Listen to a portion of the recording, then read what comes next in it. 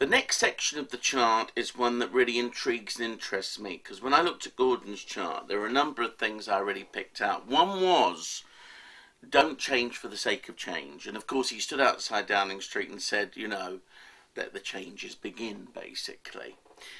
And also the NHS and the health service. And for me, and then he mentioned that first before anything else, if you remember. Now, for me with this chart, looking at the National Health Service, the main planets that get involved with this is Uranus, which is the planet of change and the unusual and even the bizarre, and also the North Node, which I find very karmic. As you sow, so shall you reap. So there are certain things that are going to go on here in the National Health Service, which I don't think a lot of people are going to stand for. The reason is I think they may be far too wide-ranging, far too crazy, perhaps, for some people to cope with. Because although he wants to fix the health service, our Gordon, how's he going to fix it? What's he going to do to fix it?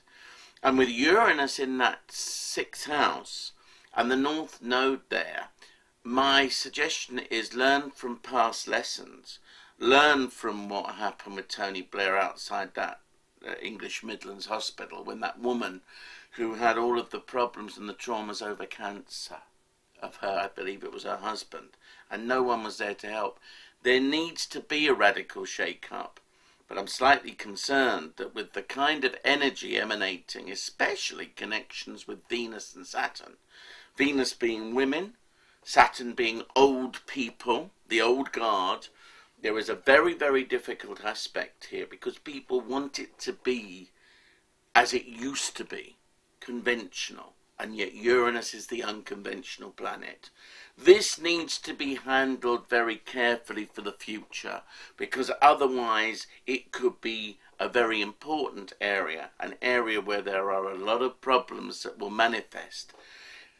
Uranus is also the humanitarian planet. It's very altruistic in its own sense and very friendly.